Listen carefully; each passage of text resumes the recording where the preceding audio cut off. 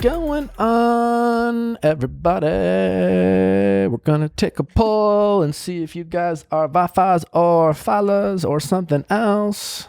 Wow. Don't quit your I've been day job. taking singing lessons. No, I have not. Maybe you should start. Yeah. That could be helpful. Yeah. You can take a lot of lessons. Welcome to another Bachelor Goat episode. I don't even know who our guest is going to be yet because we're recording this before we've decided. So, surprise! It's someone from great. Bachelor. I did want to take this intro to address some of the feedback I got regarding the Reality Steve episode. I will say, obviously, the reactions to the Reality Steve episode have been eye-opening, and I've given it a lot of thought, probably more than I'd like to admit, but they have been some, I guess hopeful lessons, but certainly tough lessons, both professionally and personally. I think starting off, professionally, I definitely failed to understand what my audience was expecting and wanting to hear, and did not do a great job of setting expectations around what my audience was about to hear with this episode. Because I clearly, as it became obvious, came in to this episode with a very strong point of view about Reality Steve and the effect and the negative effect he's had on a lot of people's lives. And I guess I thought that my audience would, be interested in hearing me hash it out with Reality Steve about those differences. And so, when it came to some of what sounded like, arguing or bickering, or even me talking over him and, that leaving it in there or allowing that to go on was, hey, this is going to be kind of a raw and emotionally charged episode, and certainly not the type of episode that a lot of my audience have come to expect with some of my guests in a more kind of interview style. It's clear, obviously, I wasn't even trying to do that. I wasn't even interested in doing that. I can certainly admit that. And so there's two questions there. I could have just recognized how emotionally charged I was and just simply not have done it. That's a fair criticism. Why? Don't even bother. And that's, looking back, is quite honestly something that maybe I should have done. Is just not have done it and recognize what I thought to begin with is that we're just going to agree to disagree, and it's not going to be productive. Had I decided to still go through with it, I again could have done a better job of setting an expectation with my audience, and then recognizing just how emotionally invested in the conversation I was, so that I could do a better job of conducting the conversation in a way that was probably would be easier to listen to. I also made the mistake of thinking that my audience would be interested in hearing two grown men bicker about their differences of opinion as it relates to the Bachelor show in general. And I guess as I say that out loud, it sounds kind of idiotic, but I thought it would be kind of a fun debate about, he said, and just the differences of opinion. But what that ended up turning into, and sounding like, at least from my end of things, is, me defending the show too unobjectively. Listen, what I said about the show is how I feel. I've had a very unique experience in the show. I've been vilified by the show.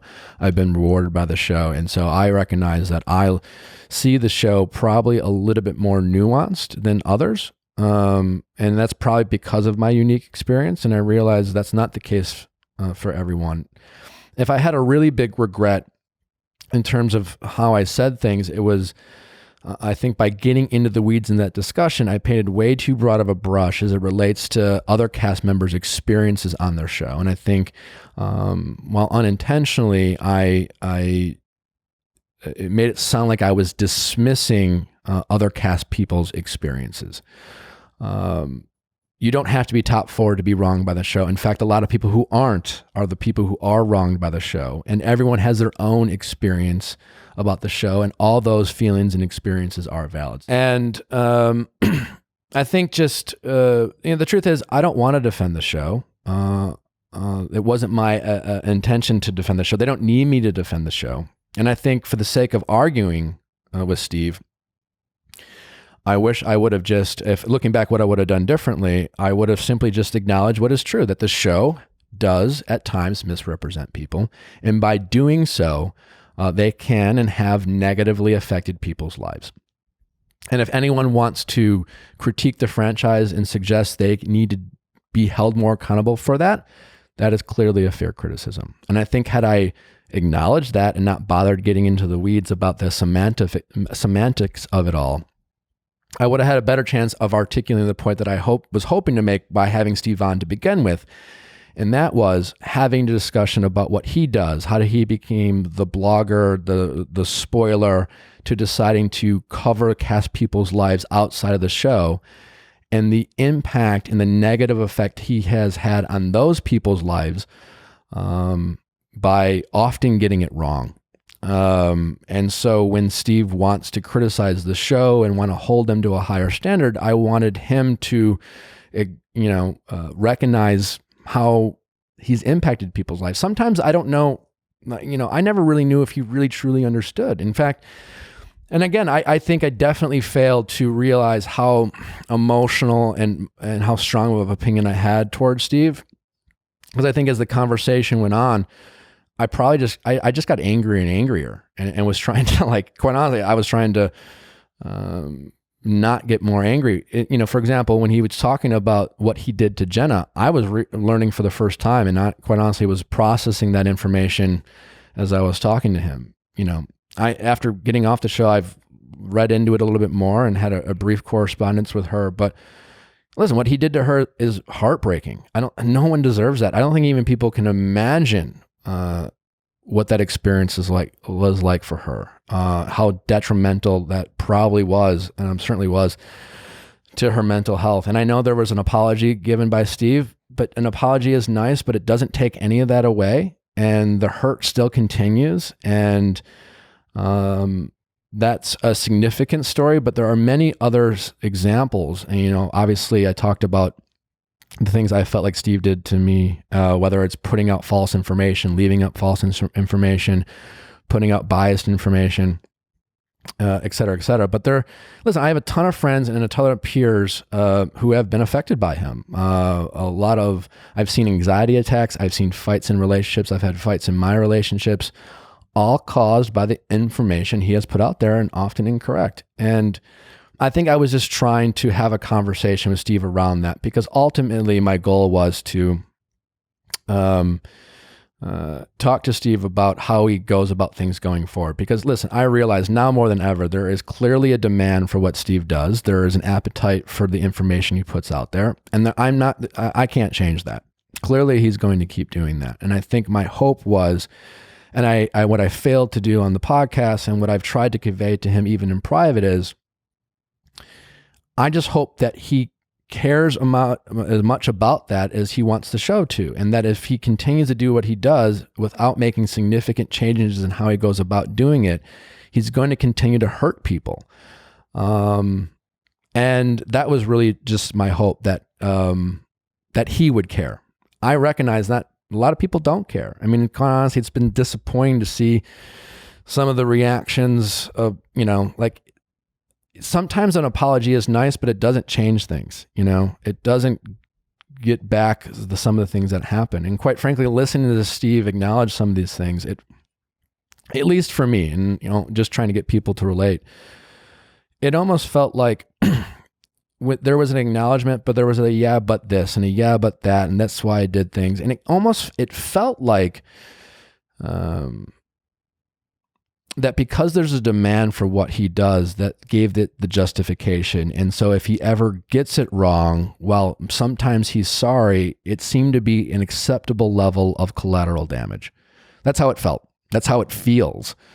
And again, I recognize there are probably a lot of people out there that may not care. I don't have a sympathy. We signed up for it. And if we're willing to sign these crazy contracts that give the show a right to paint us in any likeness that they see fit, that there's somehow we should know that there's a person like Steve out there who might do the same, whether deliberately or accidental. And I recognize that. My hope is that Steve cares. I think, again, that's what I was trying to convey, and obviously didn't do a great job of doing that, because, I was thinking back about our conversation.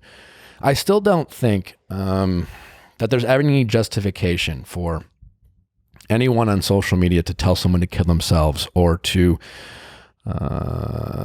as someone this past weekend told Chrissy to, what did they say? Keep putting food in my mouth instead of using my mouth for speaking. I don't think that's ever right. There's no justification. But what Steve did a good job of pointing out, and I should have just not tried to, for the sake of argument, argue with him, is that regardless if it's not their fault, the things that the show does has a ripple effect that has affected people's negative lives. Obviously, Olivia is a great example of the show wronged Olivia, and the vitriol that she experienced on social media affected her life. And that's, again, the same goes for Steve. I don't follow reality Steve, and 100% of the time when I knew reality Steve was talking about me, it's because anytime he would talk about me and say something negative, it would result in what felt like a lot of people and his fans and followers would then come and attack me, DM, write comments, and say, quite honestly, nasty things, and things that, I would tell myself it doesn't matter, they don't know me, but would affect my mental health. And knowing that often it was false information and incorrect information just made it really hard to accept. And so yeah, I guess I just hope that Steve cares. And I wish I would have done a better job of conducting that conversation, or again, just simply recognizing that I was too emotionally charged to have it. On a personal side, I think a lesson I learned is just being careful when you're seeking out vindication or validation, or even revenge. It's a very dangerous road to go down, and almost always it's not going to work out the way you hoped. I mean, I finished that conversation with Steve, and he acknowledged some things, and I thought I felt better in the moment. And I got to tell you, obviously that really backfired, because, well, I don't know what everyone's point of view was. There was enough of people who, it honestly, for a couple of days, I felt like I was back on Andy's season. And it really opened up some old wounds. And had I not tried, it was like, you want to get validated, and you think, I don't know how to equate it. It's like if you walk on someone who's like fucking your wife or girlfriend or something, and someone who just hurts you, and whatever the situation, someone hurts you, and you want to, not only do you want them to feel what you felt, but you want other people around you to understand. And I had him on thinking, if I get him to own up to this stuff, people will understand how I felt. And like I said, it just backfired. And it's a sobering lesson for myself that closure really needs to come, obviously, from within, and that seeking out validation, it can be very dangerous and sometimes really backfire. And I hope that I learned that lesson. And for those of you listening, maybe it's something it can be an example for other people. But I think that's all I really want to say about that. Anywho, as always, we do appreciate you guys tuning in.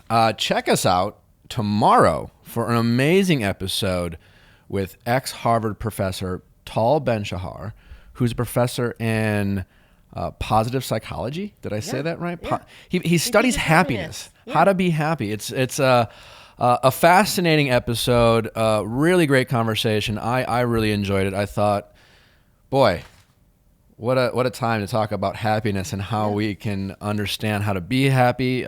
Surprising information, I think, Tal offered. So be sure to check that out. And without further ado, Oh, by the way, we've decided who our guest is going to be. Yeah. Quick update, time warp. JP Rosenbaum. Yeah. Can't wait. Got a crush on this guy. So here's JP. Get that water in your body, people. It's summer. It's hot. The country heat wave going around. It's crazy. And when it's hot out, you got to keep getting the fluids your body needs to stay hydrated. Well, Liquid IV, I tell you what, I'm loving it. It's delicious. It's tasty. And it's also like drinking like 2 to 3 water bottles in one sitting. It's also full of nutrients. It's got vitamin C. It's got potassium, as much potassium as a banana, and I don't like bananas.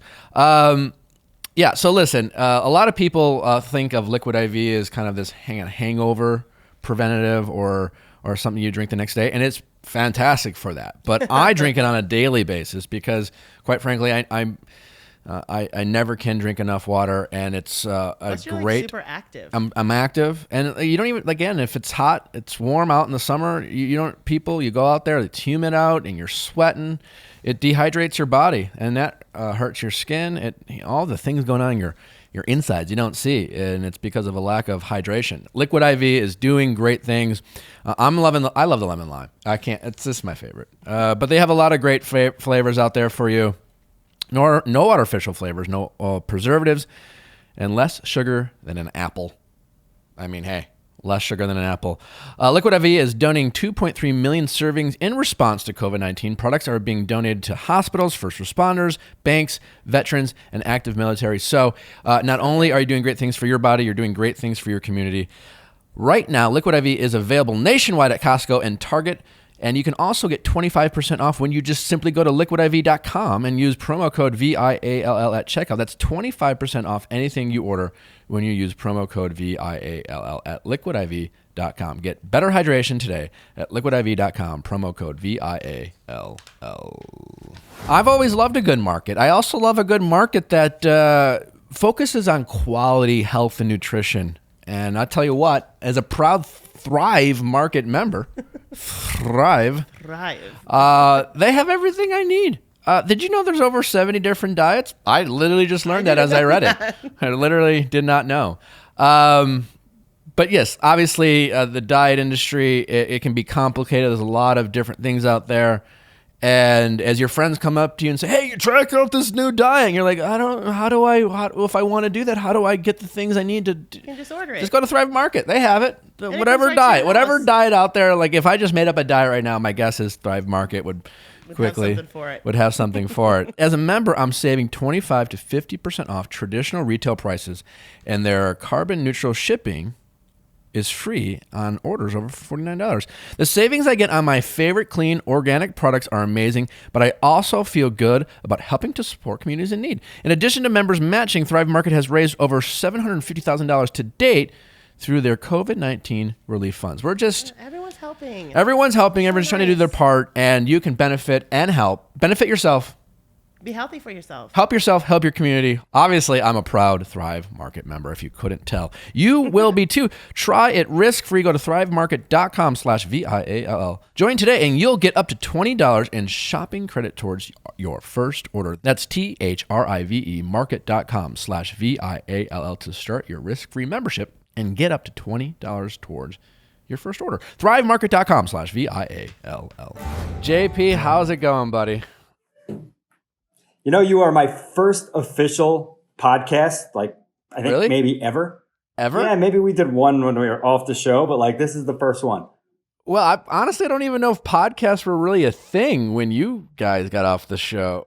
All right. Easy. I'm just, No, they weren't. No, social media was not. I'm glad. Well, I'm glad to be your first, and I decided to have you on just because I'm watching the Brad's season, and we'll get into it a little bit, but so many amazing between his 2 seasons. He had some obviously amazing characters, amazing women, but from a show of a context, some really entertaining people to watch. One of which was your now wife. But I'm watching, and I'm like, I'm going to ask JP to come on because I've always kind of you and I have never met in person. This is honestly the first time we've talked. we obviously have a lot of close mutual friends. We've heard a lot about each other.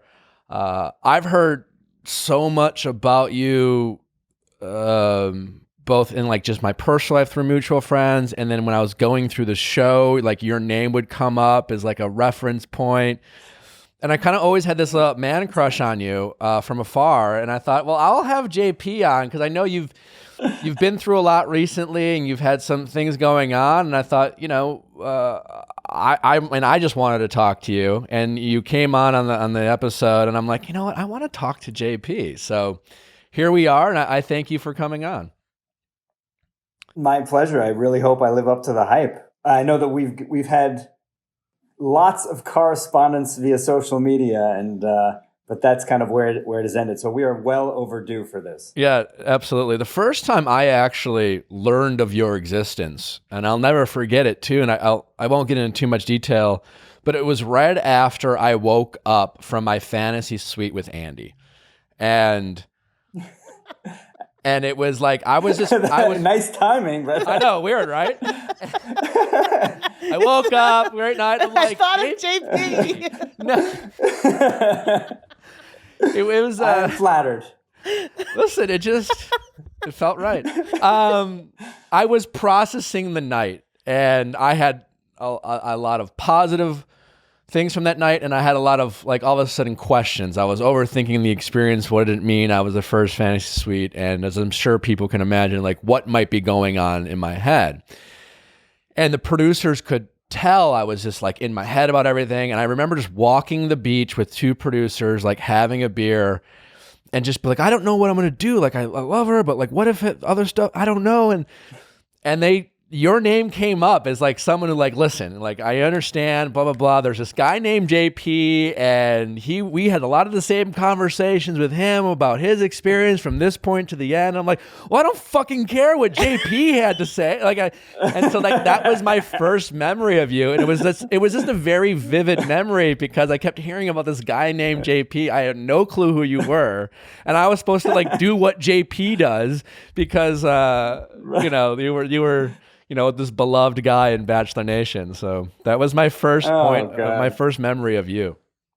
Well, that's really nice. I'm glad I came up in conversation. Yeah. I'm glad it was all, or at least mostly positive. I mean, I certainly had my ups and downs, and I wouldn't say it was smooth sailing the entire time, but that's nice to hear. Yeah. Maybe let's start by like dabbling into Brad's season before we get into a conversation between you and I. You're a very handsome guy, JP. And as I gotta say, watching Brad's season, that guy's Brad's a good looking guy. I don't know what you thought, but like I'm watching it and it's just like he's uncomfortably good looking. Really? You didn't think so? You don't think Brad's handsome? Speed. Really? Yeah. I'm not taking anything away from him. Like he's very handsome. No, I don't know. He is, but that's kind of the franchise MO. I mean, I know. A lot of good-looking people. I mean, Brad, I'm not, compared to the rest of the franchise, I'd say he's, right down the fairway. Okay. Well, I guess I have a man crush on Brad. That's not very objective. No, but yeah, it was, I gotta say, I also, what did you think, JP, as you watched kind of this episode back, and I'm sure while you didn't watch it, what's up, buddy? Yay. JP's son Hello. popping it. Hey, bud. As you were watching it, I really felt for Brad. Because I remember hearing about his first season. I never watched his first season. I did remember I watched Brad's night one, like with friends who were Bachelor fans. And I was like, what's going on? What am I watching? And I very much remember Season 1 or season 2? Season 2. Yeah. His night 2. And I just remember like Emily coming out and be like, well, she wins. And I think I had a crush on her. They talk so much about how he was like hated and like because he didn't pick one of the two women. And boy, even watching it back now, this idea that he was like somehow this like terrible human and he had so much soul searching to do and the therapy he needed because like America and Bachelor Nation was just like, how could you not pick anyone? And I'm just like, did you? Right. Were you thinking that too? Like how insane the reaction was to him not ending up with anyone? I think I'm a little desensitized to it now because, first of all, nothing surprises me.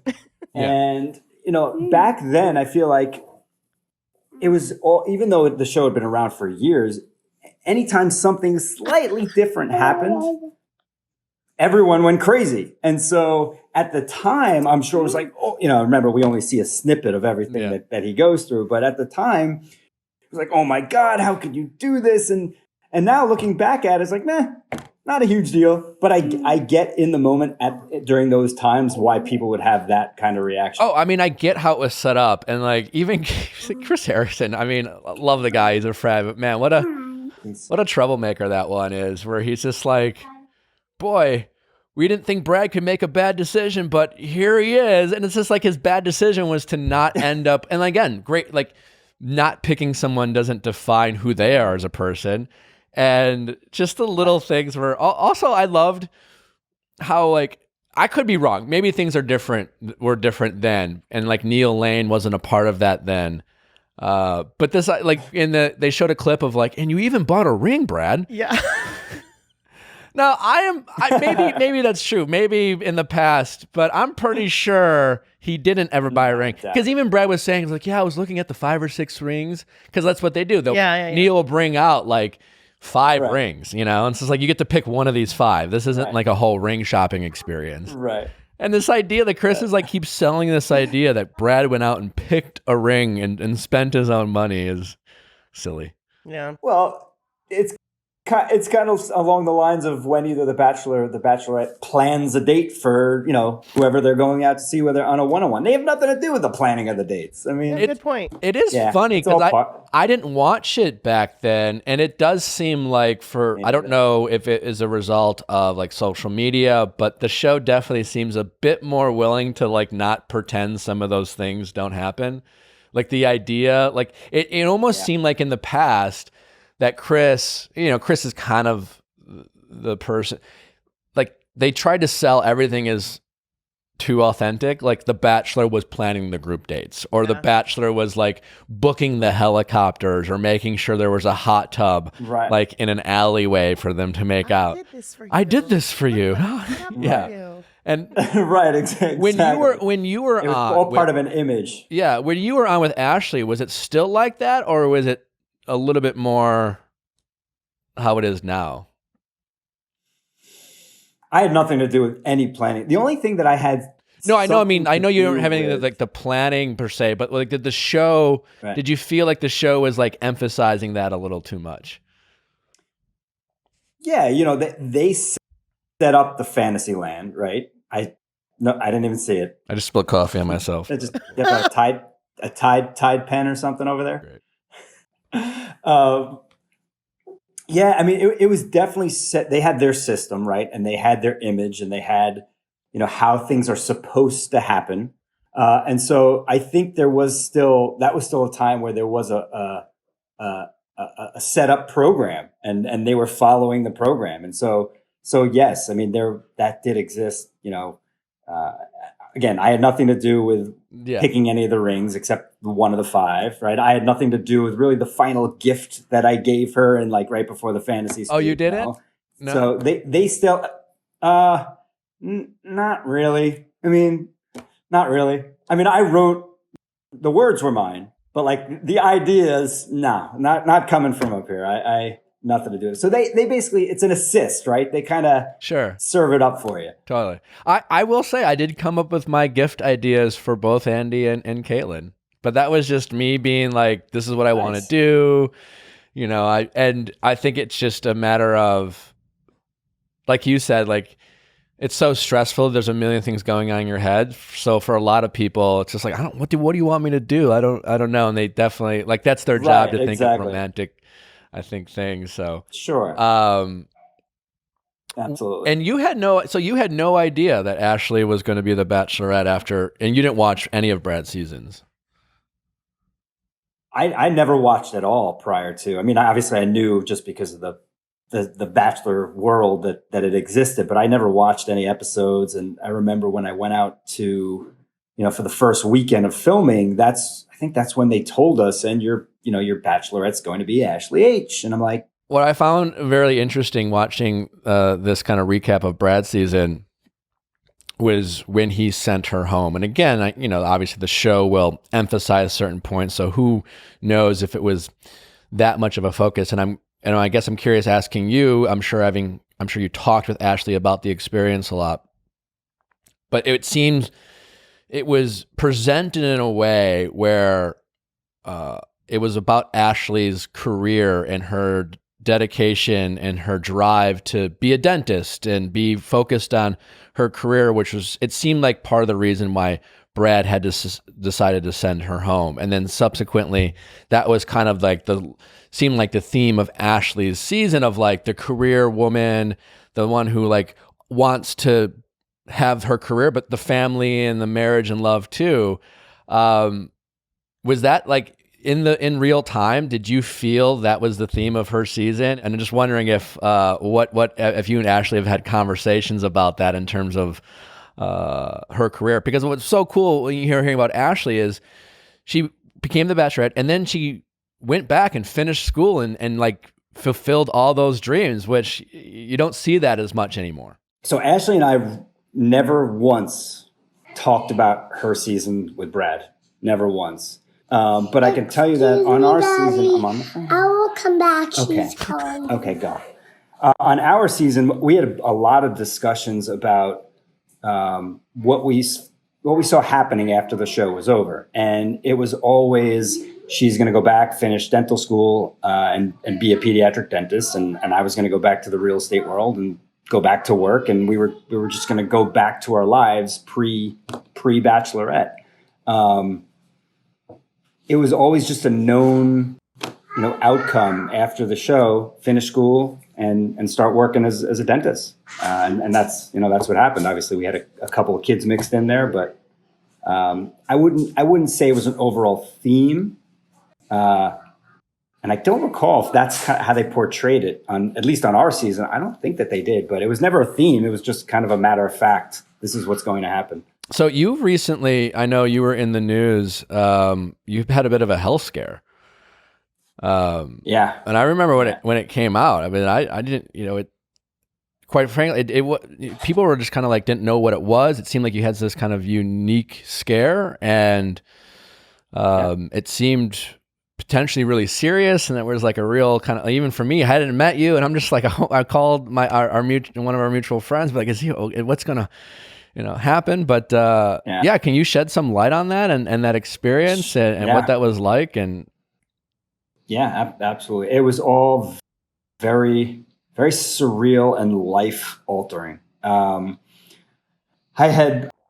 had woken up one morning, gone to work like any other day, and then by lunchtime my ankles started hurting, and it was just weird. I worked out, maybe a couple of days before, but nothing that should have like affected my body. And by the time I got home, I had picked up a pizza for the kids, and I got out from the pizza place, and I'm holding the box in front of me, and my wrists don't hold the box. The pizza just like falls. I'm like, I got to get home. Something's not right. And I dropped my keys. I had to brace myself against the car to get up. I get home, talk to Ashley. Something's not right. We decided to wait it out until the morning to see if I got any better. Woke up next morning and I couldn't do anything. I couldn't put on underwear. I couldn't brush my teeth. I couldn't obviously tie shoes. I couldn't pick up my kids. I was almost incapacitated. I could walk and like shuffle around, but no upper body strength whatsoever. I called my friend who's a doctor down here in Miami, and he took me to the hospital, and I get in the car and he says it sounds like Guillain-Barré. And I obviously have no idea what that is. But that he guessed right. He guessed right. And get to the hospital, and the neurologist who was on call was there within an hour, and he agreed. He said it seems like Guillain-Barré, and then what they do for that is lumbar puncture and CAT scan and all sorts of stuff. And then by 3:00 this is probably 8 a.m. and then by 3:00 in the afternoon, I'm admitted. I'm on IVIG. It's called immunoglobulin, which is the treatment for Guillain-Barré. But I'm checked in, to the to the hospital around 3:00 in the afternoon with a room being monitored. And the fear is that it gets to a point where it impacts your respiratory system and you have to be put on a ventilator. Yeah, so I'm freaking out a little bit. Obviously I'm Googling throughout all this just to read up. Yeah, and for those of you who don't know, I mean, at the risk of talking about, we're not doctors, obviously, but do you have? I'm sure you, like you said, read up on it a lot. But what? It's such a unique thing that no one's really heard of. What is it? Yeah, it's an autoimmune disease when the antibodies from a previous infection, whatever it was, recognize your nerves as foreign, and then they go and after they finish killing off whatever they killed off before, go and attack the nerves in your body. Wow. And so now your body is basically attacking itself. And the treatment is something that binds to your antibodies to prevent them from attacking your nerves. So once you are diagnosed and treated, it shouldn't get any worse. But then like anything else, your nerves have to heal.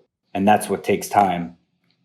So I was in the hospital for 2 days only. So 2.5 days. So Saturday morning to Monday, I guess 3 days. Saturday morning to Monday late in the afternoon, almost evening.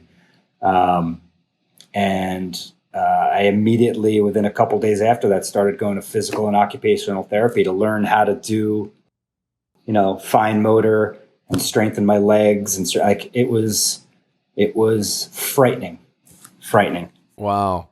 I mean, that's what was going through your head in those few days. I mean, were the doctors like, well, we just have to treat it and you'll be fine? Was there a kind of a period of like, we don't know how this is going to go? I mean, from a family standpoint, and like, what were all the things kind of going through your head? Yeah.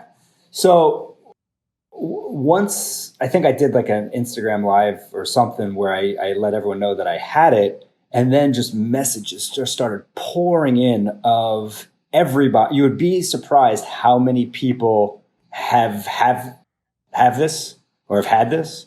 And almost like anything, there's a spectrum, right? You have the mild side of the spectrum, and then you have the extreme side of the spectrum. And this extreme side is where you're on a ventilator for 2 months and you spend 4 to 5 months learning to walk again.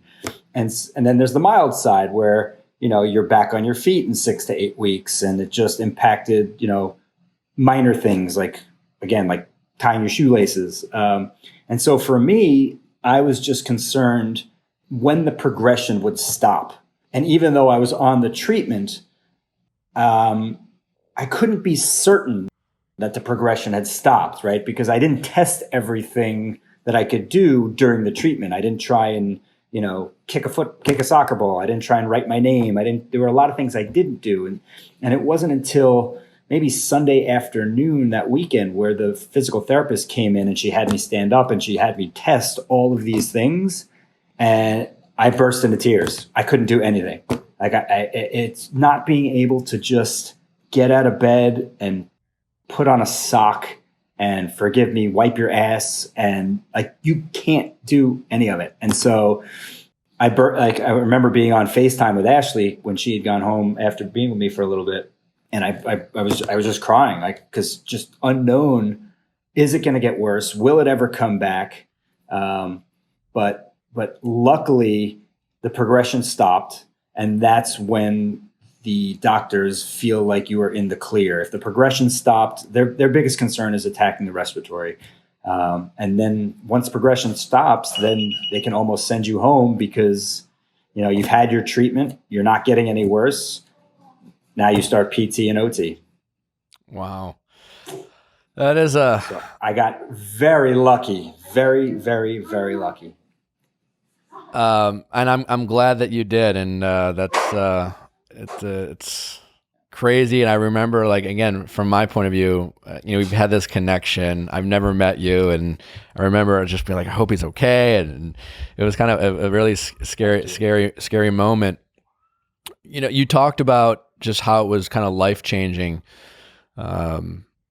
having to deal with something like this and the scare, how has it impacted your life? And do you feel any residual effects, whether it's negative or I guess an eye opening? And what's been a silver lining that you've maybe taken from this experience? It definitely puts a lot of things into perspective. You know, I was a very neurotic, I would say, critical former New Yorker that, you know, little things would bug me. I have a shirt that I've worn for a long time that a mutual friend actually got for me. That's just says, "I love hating things." And it kind of just, it helped put a lot of things into perspective. Like all the little insignificant bullshit that we all deal with on a day-to-day basis, it just doesn't matter. Yeah. Because the moment you can't pick up your children because of some life-threatening disease, that's what matters, right? Not whatever someone said on Instagram, or, you know, not like if something didn't go your way or not. I mean, none of the little shit really matters. Yeah. I mean, I gotta say, I'll get in, I'll get in my funks, and it's like, I'm aware of that premise, right? So much like,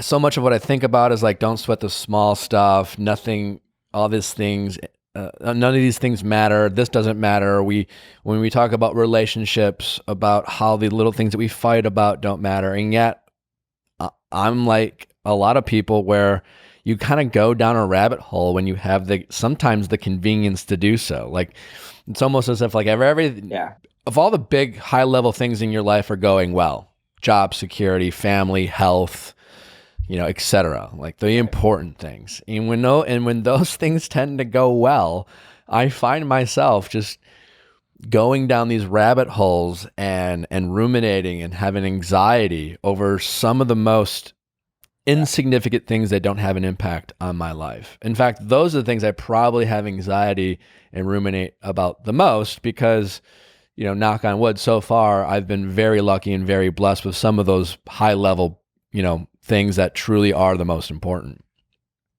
Right.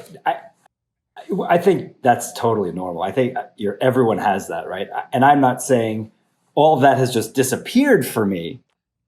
I'm saying it's just it has helped put it into a little bit more perspective than I had before. Little stuff. I mean, still pisses me off, but maybe I'm not as vocal about it. Maybe I just keep it on the inside. Maybe I just, you know, maybe the way that I handle it is changed. And it's not black and white. It's not like I'm all of a sudden this saint that nothing bothers me. You know, I mean, a lot of shit still bothers me, but it's what I do with the stuff that bothers me and how I respond to it. I think I take a little bit, I do a little bit differently. But you're always going to feel that way. I mean, yeah, people are just annoying sometimes. Totally. You know? So now that you were diagnosed with this disease, is this something that you have to be mindful of the rest of your life, or you do the treatment, you get better, and you hope you don't have a reoccurrence, but is it kind of an ongoing thing that you have to medicate or anything like that for? No, the odds of me getting it again are about the same as me getting it in the first place. Which are slim for anyone? Like 100,000 to 1, 200,000 to 1. I don't know. I can't remember. I think it was 100,000 to 1. But don't think that when, you know, COVID started, it's not in the back of my head, like, oh, maybe there is a chance that if I get that, then whatever's fighting COVID, Yeah, you mentioned being on a respirator, and obviously so much that we hear when it comes to COVID is the people at the greatest risk are people with pre-existing conditions or any type of breathing problems and things like that. But in your case, that your doctors have said that's unrelated. Wow. Well, that's good to hear. How has it been? You know, speaking of COVID, I know we talked a little bit about it before the show, but you and Ashley are in Miami, kind of hunkered down. It's insane. I can't understand some of the logic that goes on here in Florida and Miami, especially. You know, we've been very conservative from the get-go, like not seeing anybody. only going out when we have to. Kids play outside in the backyard and go swimming, but no play dates. And we've been very, very strict with it. And we still are, but Miami now seems to be the new epicenter of it all. And nothing's really changed. Like, people still, not everyone's wearing masks, and people are still, gathering in groups. And starting today, I think actually they're now associated getting violations, fines for not wearing your mask in public. So maybe that'll help, but not much has really changed over the last few weeks here, but certainly not for the last few months with us. So we've been pretty isolated. Because my condition shouldn't be affected, but my kids, when they get sick, get hit hard upper respiratory areas. So yeah, we're being very careful. How has it been? Just like, have there been ups and downs where it's just like everyone's just like, oh, you're still here? I mean, you're homeschooling now. You're doing, or has it just been a blessing? I mean, I hear so many different variations of what it's like to be quarantined, whether you're single, married, dating, with kids, et cetera, et cetera. I would love to have the names and numbers of those people who told you that have kids, that it's a blessing. That it is not a blessing. Don't get me wrong. Like, we all love our kids and we want to spend time with our kids, but two working parents, we're not made to stay home, be able to work, be able to watch the kids, be able to teach the kids. And so it's very stressful because you constantly feel guilty that you're not providing enough for your child. Are they being stimulated enough? Like, our kids, they don't really have the attention span to do virtual learning with their classmates. And so they don't really pay attention. And it is a lot of stress. I mean, I'm sure we'll look back on this time as something we'll never get to do it again, spend this kind of time with our family. But I wouldn't say it's all quality time. It's very stressful. We are on top of each other. Ashley and I try to get out individually when we can, just, take a break. But I think we're ready for a change, even though there's not one in sight. Yeah. Do you guys, I mean, I know you'll tweet stuff. Do you guys follow anything on the Bachelor franchise at this point? Or is it just, because even it's always funny because, like, the Bachelor would like to bring back successful couples. You guys are as successful as anyone in the franchise. There's been other obviously successful couples, but you guys have a great story and you've been married for 8 years. You guys don't come back all that much. Is that more on your guys' choice of just being in Miami and being busy, or and just kind of want to getting away from it? Or what's the reason why we don't see you as much as like some of the other successful Bachelor couples? Yeah, a combination of things. We both work full time. We're, on the East Coast. We have 2 kids. And so, when someone will call us up and say, hey, we're going to film on a Monday, can you come out? It's like, not really. Like, how do we make that work with childcare? Am I taking off work just to fly to LA for 48 hours? Like, our jobs and our family, I think, were always a priority, and not that we don't have fun with everything Bachelor related. We do. If we were in LA, lived there, maybe it would be different. Sure. But, just kind of how our lives went, we just don't really have the time to put into it. Yeah, well, that makes sense. And we're also kind of boring. I mean, we have a happy family. Like, yeah, that's great, but our day to day is not terribly exciting. I mean, honestly, it sounds more exciting than my day to day right now. Well, pre-COVID. Well, I mean, as I'm sure it's just a matter of perspective and what we called exciting. I guess. Right. It also, chaos is exciting, maybe a different type of exciting. You have your kids, and I'm sure it gets frustrating, but there's certainly an excitement about, like, a lot going on at once. A lot going on. All of a sudden, maybe your kids painting the wall with their dessert. True. I don't know. It seemed probably frustrating for you, but I'd be like, wow, this is crazy. All the above. The latest is we have this like putty that they play with, and if you leave it in one place for too long, it basically just melts into it. So if it's on a tile floor, it's fine. But if it's on the couch or any other fabric, so now I've spent about a half hour this morning trying to scrub this melted, now solidified putty that's embedded in the fabric of our couch. So if you call that exciting, I mean, I guess. I mean, right now, yeah, I got excited driving into the studio today. I got a new car, and I saw a scratch on my car. It came out. It was just a mark, but even that took 3 seconds to rub, and it came off. I couldn't imagine, like, right. Even that. I don't know. It sounds thrilling. I would love to troubleshoot that problem. Maybe once. I mean, not every day. I'm sure what you're having to deal with, but like, right. Yeah. Sign you up for some silly. I'd be like, I don't know. Yeah. Could I figure this out? I don't. Yeah, but I have the putty equivalent every single day. So, but hey, it's part of the job. Yeah, that. I mean, you're a blessed man, and you. It's for all the does the Bachelor franchise work and all those things. I mean, it is fun to see these stories and you and Ashley and the family and. Again, it didn't work out for me, but I always, get asked a lot of questions like, the realness or the authenticity of the show. And I'm just like, I don't know what to say, right. But literal children have been born as a result of people meeting on the show. I guess you could right. They've created a life. They've created a handful of lives, but even that is kind of nuts to think about. And, that is pretty cool. Yeah.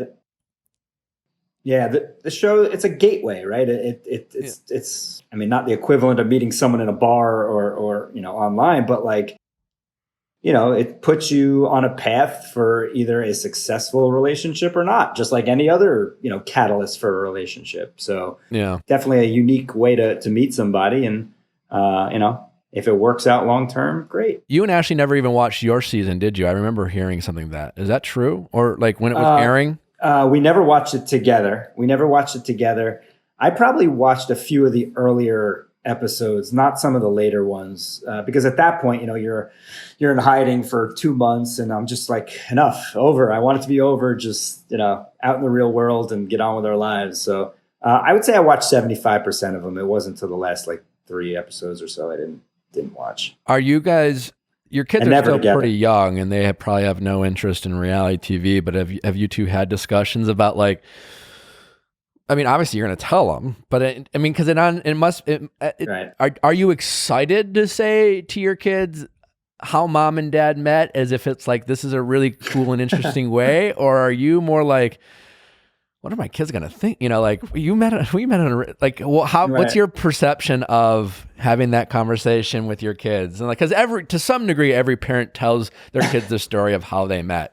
And have you envisioned right. having that conversation with your children in say 5 or 6 years?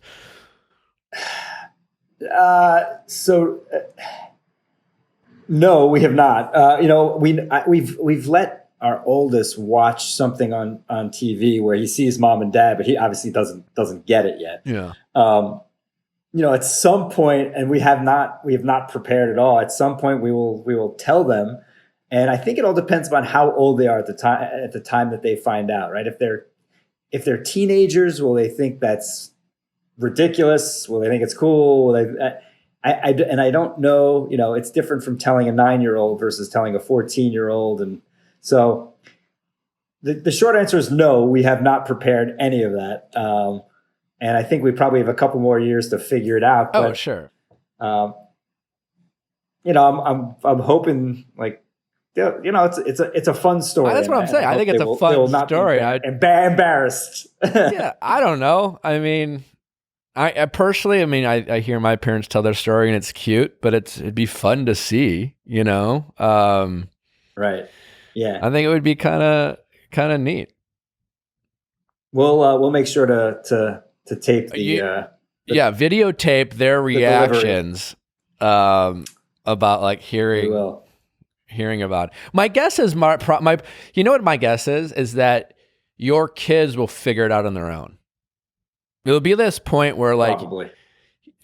I hear stories from my friends, kids grow up fast. All of a sudden you're they're on the internet. We're how did you know how to work that kind of thing? Googling. Yeah. They're right. And that would be my guess, is that your kids will figure it out and come to you being like, what the heck, mom and dad? And then you'll have to have the talk, but they'll have discovered it on their own. I wouldn't be shocked if something like that happens.